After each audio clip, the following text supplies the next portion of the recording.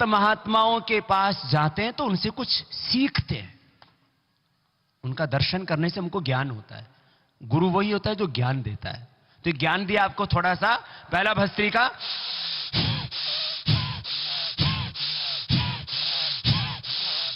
जिनको blood pressure है, heart की बीमारी, थोड़ा धीरे कर लेना। जिसमें ज्यादा ही जबान उमड़ रही हो तो फास्ट कर लेना ऐसे, 1 मिनट में पसीना आ जाएगा। फिर ये कपालभाति, और ये 5-5 मिनट कर लेना बस, तो ही आपको बहुत अच्छा स्वास्थ्य मिलेगा।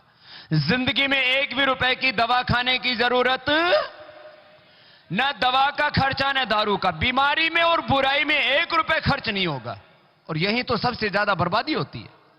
तो ये अनुलोम विलोम,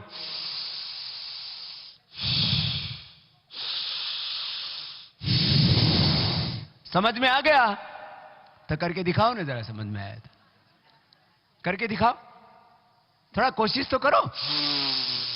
दाएं हाथ उठाओ, दाएं नाक बंद करके बाएं से सांस लो ना। इसमें कोई शर्माने, कोई गलत काम कर रहे हो तो शर्माती है, करो। शर्मा रहे बाबा जी, ऐसे कभी नाक पकड़ा ही नहीं। यह है अनुलोम विलोम। क्या नाम है इसका? तो देखो ऐसा करना। और यहां अंडर 40 कितने हैं? 40 साल से जिनकी कम उम्र है वो जरा हाथ उठाना। 40 साल से कम उम्र वाले, 40 साल से कम उम्र वाले, अंडर 40, हाथ तो हिलाओ जरा। ये आप लोग जो है तेज एक्सरसाइज भी कर सकते हो, नीचे कर लो। सूर्य नमस्कार आता है? सूर्य नमस्कार जो है वो 12 पोज होते हैं, वो भी आप लोग रोज सुबह उठ के खाली पेट कर सकते हो। देखो कैसे, टीवी पर तो आप लोग देखते हो, अभी थोड़ा मैं प्रैक्टिकल बताता हूं, क्योंकि टीवी पर देखी हुई बात अलग होती है और आंखों से देखी हुई बात अलग होती है। अब टीवी पर गंगा जी देख तो सकते हो, नहा सकते हो क्या? हाँ? टीवी पर कीवी देख तो सकते हो, लेकिन खा सकते हो क्या? तो सूर्य नमस्कार, कुछ और दूसरे व्यायाम जवान करना, और जो अपने आप को जवान मानता हो 50 साल का करे, 100 साल का करे, दिक्कत क्या है? ठीक बात है। तो एक कठिन व्यायाम, अब थोड़ा कठिन करने में तो दिक्कत होगी। अब मैं कहूं कि आप सीधा तो पूरा चलना नहीं आता, उल्टा चल के दिखाओ।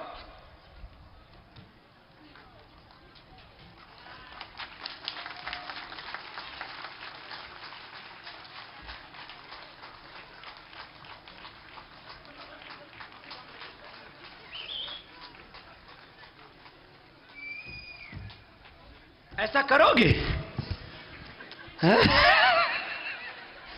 बोल बाबा जी, मुश्किल हो जाएगा। जवान बच्चों को शीर्षासन करना चाहिए, सिर नीचे पैर ऊपर, पहले दीवार के साथ करो। 100 साल तक दिमाग अच्छा रहेगा, आंखें अच्छी रहेंगी। देखो ऐसे, ये शीर्षासन शुरू में दीवार के साथ कर सकते हैं ऐसे।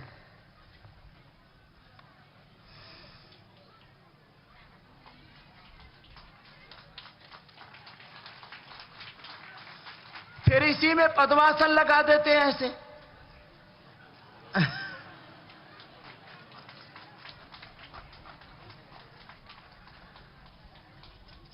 ये तो मैंने बच्चों के लिए बताया था, कभी बड़ा वाला करेगा तो हो सकता पड़ेगा, कुछ हाथ पैर टूट जाएंगे। सूर्य नमस्कार ये बहुत अच्छा होता है।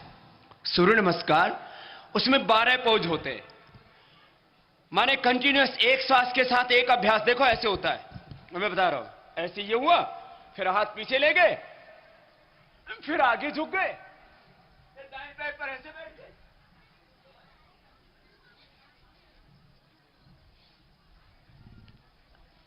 कुछ समझ में आया? 12 पोज होते। ये तो आपको थोड़ा थोड़ा बताया। आज मैं योग सिखाने के लिए नहीं आया था, लेकिन आपको एक बताने आया हूं।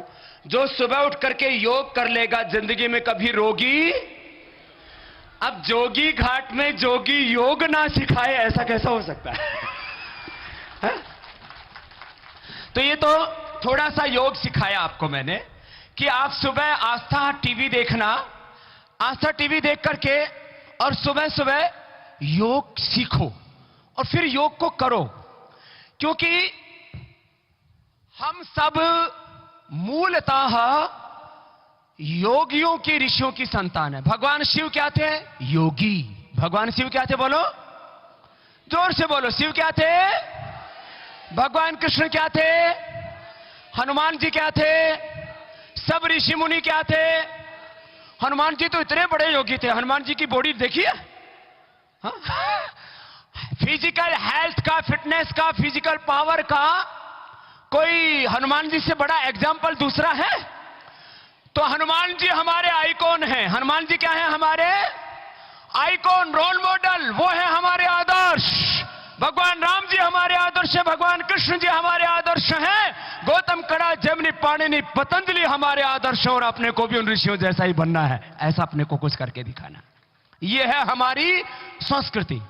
मैं तो एक गीत गाता हूं, आप भी गाएंगे? बोलो ना, गाओ और वैसे अपने आप को बनाओ। भगवान आर्यों को, बोलो, सबको ऐसे साथ में गाना पड़ेगा। बहुत अच्छा गाते हैं, मुझे पता है। भगवान आर्यों को ऐसी लगन लगा दे, भगवान आर्यों ऐसी लगन लगा दे। तालियां, तालियों के साथ ऐसे, और साथ साथ गाएंगे।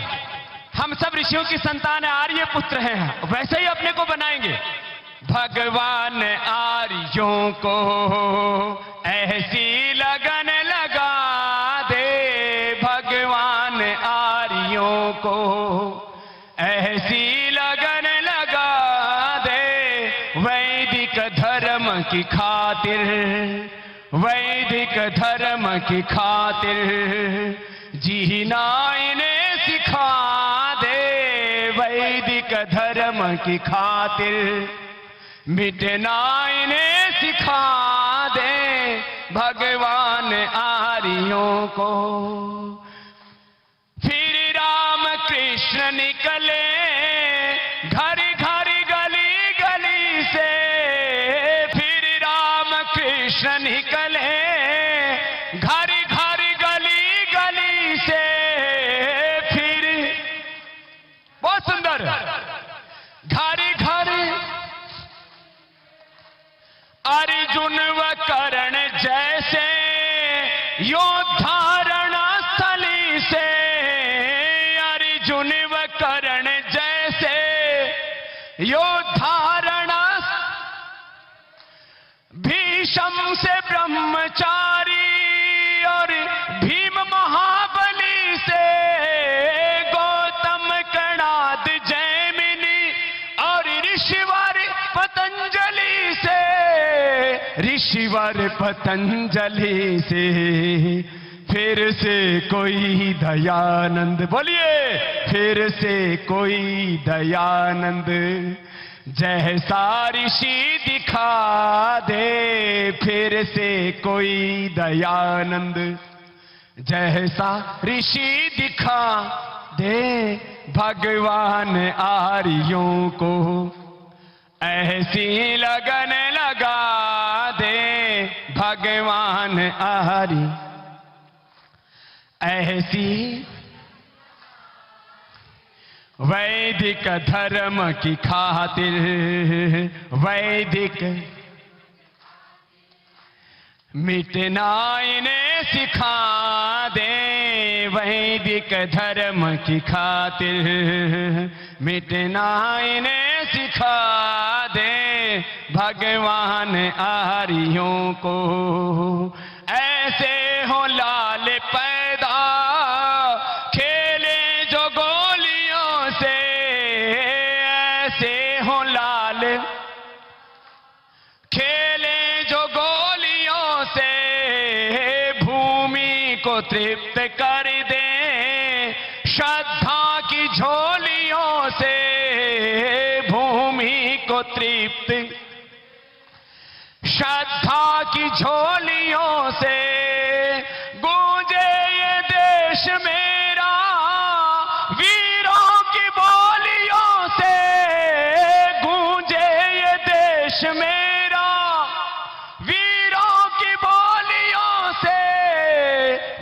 तीरों की बोलियों से इनको वतन की खातिर, इनको वतन की खातिर फांसी पे भी हंसा दे भगवान आरियों को, ऐसी लगन लगा दे भगवान, ऐसी लगन लगा दे वैदिक धर्म की खातिर, वैदिक धर्म की खातिर मिटना इन्हें सिखा दे भगवान आर्यों को, भगवान आर्यों को, भगवान आर्यों को। बोले भारत माता की, मुट्ठी बांध के बोलेंगे भारत माता की, भारत माता की, वंदे वंदे। तो बोलो कुछ जीवन में करके दिखाओगे और गोरखालैंड भी बनाओगे? उसके लिए कुछ भी करना पड़ा तो अपना बलिदान देने के लिए तैयार हो तो तुम्हारा एक दिन गोरखालैंड भी जरूर बन करके रहेगा। और गोरखालैंड बनाना कोई मात्र एक राज्य की मांग नहीं है, क्योंकि अभी तक भी आजादी के 68 वर्षों के बाद भी दार्जिलिंग में एक भी यूनिवर्सिटी तक नहीं बन पाई। इससे बड़ा और अन्याय क्या होगा? यह सोशल इनजस्टिस है, यह पॉलिटिकल इनजस्टिस है और यह सामाजिक, राजनीतिक, आर्थिक अन्याय, उसको सहना भी पाप और अधर्म है। इसलिए अपना हक, अपना अधिकार संवैधानिक मूल्यों के साथ मांगने का हमारा कॉन्स्टिट्यूशनल, यह हमारा फंडामेंटल राइट है। मेरे से एक बोला, बाबा जी आपने ये गोरखालैंड का समर्थन क्यों किया? गोरखालैंड में रहने वाले सभी लोग कौन सी भाषा बोलते हैं? अरे जोर से तो बोलो। बीच बीच में कोई थोड़ा बहुत बंगाली बोले, हिंदी बोले, सब चलता है, सब जगह सब भाषाएं बोलते हैं। क्या गुजरात में सभी लोग गुजराती बोलते हैं? थोड़े लोग वहां हिंदी नहीं बोलते क्या? कुछ लोग वहां मराठी नहीं बोलते क्या? महाराष्ट्र में कुछ लोग हिंदी नहीं बोलते क्या? नेपाल देश जो हमारा पड़ोसी मित्र देश है, क्या वहां पर कुछ लोग हिंदी नहीं बोलते क्या? लेकिन उसकी मूल वतन की भाषा क्या है? ऐसा हम सब यहां गोरखाली लोगों की मूल भाषा क्या है? तो जब गुजराती भाषा के आधार पर गुजरात बनाया जा सकता है, जहां के हमारे प्रधानमंत्री हैं, और मराठी भाषा के आधार पर महाराष्ट्र और उड़िया भाषा के आधार पर उड़ीसा और बांग्ला भाषा के आधार पर पश्चिम बंगाल बनाया जा सकता है, तो हमारे नेपाली भाषा भाषियों के लिए गोरखालैंड क्यों नहीं बनाया जा सकता? दूसरी बात, आजादी के इन 68 वर्षों से नहीं, पिछले 300, 400, 500 सालों का इतिहास है। जितना शौर्य पराक्रम गोरखा लोगों ने दिखाया है, उतना दुनिया की शायद ही किसी कौम ने दिखाया होगा। तो ये बहादुर कौम है, ये स्वाभिमानी कौम है, ये पराक्रमी कौम है, और उसको एक छोटी सी मांग, क्या वो नहीं दे सकते? हम देना ही पड़ेगा, और अपना हक यदि मांगने से नहीं मिलता तो उसके लिए लड़ना भी पड़ेगा। और लड़ना अपने को हिंसात्मक तरीके से नहीं, संवैधानिक मूल्यों के तहत। मांगने से तो मैं कहता हूं भीख भी नहीं मिलती, उसके लिए भी आदमी को कई तरह के ड्रामे करने पड़ते हैं। आपको कुछ करना है, जमी सलाम करे आसमां सलाम करे, गाओ जमी सलाम करे। ए जवानों, तुम्हारी जवानी कहां गई? गाओ जरा। जमी सलाम करे आसमां सलाम करे, जमी सलाम करे। करो वो काम की सारा जहां सलाम करे, करो वो काम की सारा जहां। जमी सलाम करे आसमां सलाम करे, जमी सलाम करे। करो वो काम की सारा जहां सलाम करे, करो वो काम की सारा जहां। मिटा दो जुल्म की आंधी कि तुम फौलाद बनो, मिटा दो जुल्म की आंधी कि तुम मिटा दो जुल्म की आंधी कि तुम फौलाद बनो, ऐसा बनना है तो गाओ। मिटा दो जुल्म की आंधी कि तुम फौलाद बनो, मिटा दो जुल्म की आंधी।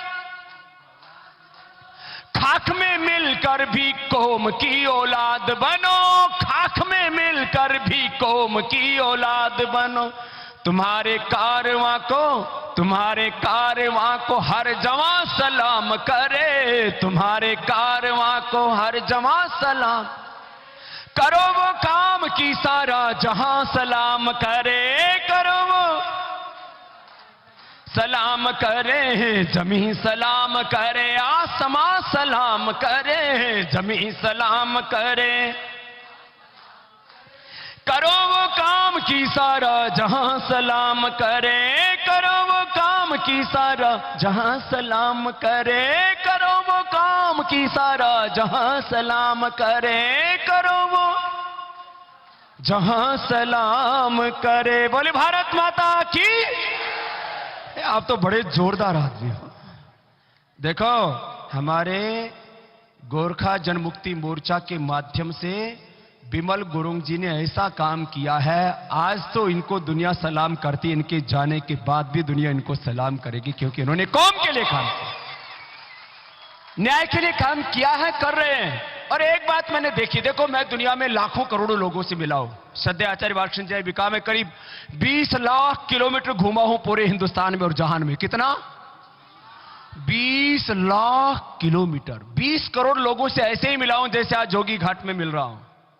और ये तो आज मौसम खराब था, नहीं तो शायद यहां सिर ही सिर मुंड ही मुंड और होते। हा? ऐसे करीब कितने लोगों से मिला फिजिकली? 20 करोड़ लोगों से। बाकी टीवी, इंटरनेट और सोशल मीडिया और यूट्यूब और तमाम चीजों से तो कई सौ करोड़ लोग जुड़े हैं। मैंने विमल गुरुंग को एक ऐसे व्यक्ति के रूप में देखा है, ये व्यक्ति कभी भी आप लोगों के साथ में धोखा नहीं कर सकता। आप लोगों के साथ में ये व्यक्ति कभी भी गद्दारी नहीं कर सकता, आप लोगों के साथ में कभी भी अन्याय नाइंसाफी नहीं कर सकता। ये बात मैं आज आपको विमल गुरु और आप दोनों के सामने खड़ा होकर के बोल रहा हूं। ऐसे आदमी के साथ खड़े होकर के आप कितनी बड़ी लड़ाई लड़ सकते हो और उसको जीत सकते हो। एक बात। दूसरी बात, आप लोग अपने आप को कम मत मानिए। सुनो, कई बार आदमी सोचता है मैं तो एक साधारण परिवार का लड़का हूं, मैं तो एक गरीब घर में पैदा हुआ हूं। हम भी एक गरीब घर में पैदा हुए, हम भी एक साधारण परिवार में पैदा हुए हैं। आज इस देश में मैं किसी की मजाक और ज्यादा नहीं उड़ाना चाहता। जिन खानदानों ने यह सोच लिया था कि इस देश पर शासन करना हमारा जन्मसिद्ध अधिकार है, जो इस देश को अपनी राजनीतिक विरासत बपोती मान बैठे थे, आज उनके नाम से लोग मजाक उड़ाते हैं। और हम लोगों ने ये कोई भी चीज विरासत में नहीं पाई है, मेहनत करके आज करोड़ों लोगों का प्यार पाया है हमने।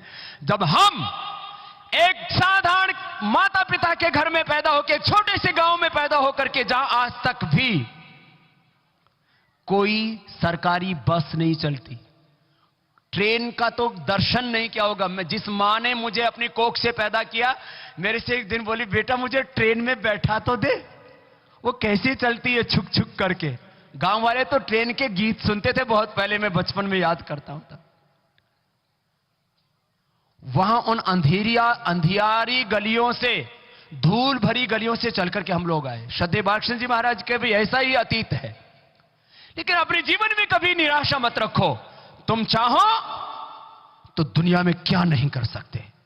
मैं कहता हूं, एक एक व्यक्ति को परमात्मा इतनी शक्ति दी है, तुम चाहो तो दुनिया के किसी भी क्षेत्र में प्रथम कोटि के आदमी बन सकते हो। यह परमात्मा की हम सब पर मेहरबानी है, कृपा है।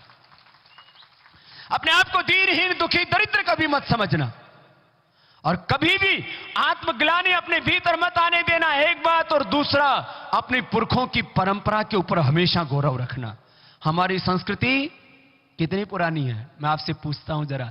देखो, मैं सबका सम्मान करता हूं, लेकिन कुछ ऐतिहासिक बातें बताना चाहता हूं। इस्लाम पूरी दुनिया में कब से फैलना शुरू हुआ?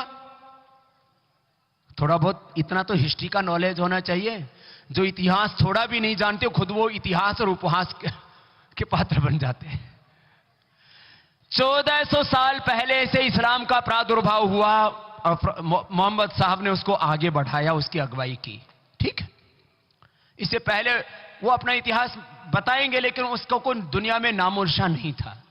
2000 साल पहले ईसाईयत को लोग जानने लगे। अभी हम जो 2015 बोलते हैं ये ईसा मसीह से सन चला आया है।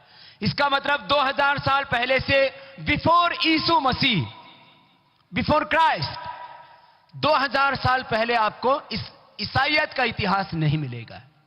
और भी दुनिया की तमाम संस्कृतियां 2-3 हजार सालों में सिमट जाती हैं, लेकिन हमारी संस्कृति 1,04,08,53,116 वर्ष पुरानी है। अपनी इस 200 करोड़ वर्षों पुरानी संस्कृति पर हम सबको गौरव होना चाहिए।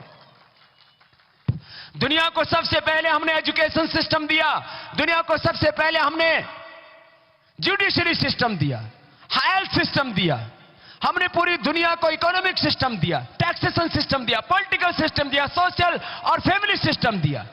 भारत दुनिया का सिरमौर था, हमारे बराबर कोई और न था। एत देश प्रसूत से सकाशादग्र जन्मना स्वम स्वम चरित्रम शिक्षेरन पृथिव्याम सर्व मानव। ऐसा भारत जो जगत गुरु था, विश्व गुरु था, हम उस भारत के रहने वाले हैं। हमारे खान में इस देश की मिट्टी की खुशबू है।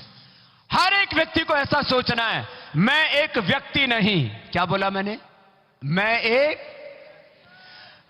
व्यक्ति नहीं, मैं संपूर्ण राष्ट्र की अभिव्यक्ति हूं, मुझ में भारत बसता है। यह संकल्प होना चाहिए। मेरा सिर हिमालय के समान है, ये मेरे पैर कन्याकुमारी, मेरी दाएं बाएं भुजाएं पूर्व पश्चिम, ऐसा मुझ में भारत बसता है। ऐसा मैं एक व्यक्ति नहीं, मैं संपूर्ण राष्ट्र के अभिव्यक्ति हूं। मैं कुछ भी अच्छा या बुरा करता हूं तो उससे मैं अकेला नहीं, मेरा राष्ट्र पूरा जुड़ा होता है। मैं कुछ भी अच्छा करूंगा तो पूरा के उद्घाटन की, इस नए रोजगार के अनुष्ठान के उद्घाटन की, और आने वाले समय में यहां पर पतंजलि योगपीठ, आचार्य कुलम और पतंजलि आयुर्वेद के तमाम सेवाओं के शुरुआत करने का संकल्प का बीज यहां पर बोया गया है। उसके लिए एक बार सबको बहुत बहुत बधाई। और बधाई है हमारे गोरखालैंड क्षेत्रीय प्रशासक के प्रमुख भाई बिमल गुरुंग जी और उनके तमाम सब कार्यकर्ताओं की, जो यहां पर इलेक्टेड मेंबर्स हैं, उन सब के लिए तालियां जरा इतनी जोर से बजें कि आपको लगे कि आप सबको आज खुशी है, प्रसन्नता, आनंद, उत्सव है। ऐसा आप सब का जो बहुत दिव्य भाव है, आपका बहुत गहरा प्रेम है, यह उन्मुक्त प्रेम, यह आपका भरोसा, यह आपका विश्वास ऐसे निरंतर बढ़ता रहे। आप बहुत खुश रहें, ऑलवेज बी हैप्पी। कैसे रहना है आपको? खुश। कैसा रहना है? खुश भी कुछ ऐसे बोल रहे हो, खुश बोलने में भी खुश हो रहे हैं, ऐसा नहीं। हमेशा कैसे रहना है? खुश रहना है, हमेशा पॉजिटिव सोचना है, क्रिएटिव होना है, रॉन्ग एक्शन, रिएक्शन, इनएक्शन से बचना है, हमेशा खुश रहना। सुबह जल्दी उठना, उठ करके पानी पीना, पानी पीने के बाद पेट अच्छे से साफ हो जाएगा, बीमारी नहीं होगी। फिर योगाभ्यास करना, फिर हल्का फुल्का नाश्ता करना, नाश्ते में ज्यादा मत खाना। कुछ लोग तो नाश्ते में ही अन्न का नाश करने पर तुल जाते हैं। फिर थोड़ा थोड़ा, फिर दोपहर को खाना खाओ, चबा चबा के खाओ। कुछ तो इतना जल्दी खाते हैं जैसे सुपर फास्ट ट्रेन चल रही हो। मोदी जी तो बुलेट ट्रेन कब लाएंगे, इसकी बुलेट ट्रेन चालू हो जाती है खाने के समय। ऐसा नहीं, धीरे धीरे खाओ, चबा चबा के खाओ। आदत को बदलने में बड़ा समय लगता है। एक बार भी कोई आदत पड़ जाए तो चबा चबा के खाना खाना, धीरे धीरे। फिर खाने के 1 घंटे बाद पानी पीना। कितनी देर बाद? और यदि गुनगुना पानी मिले तो ज्यादा अच्छा है।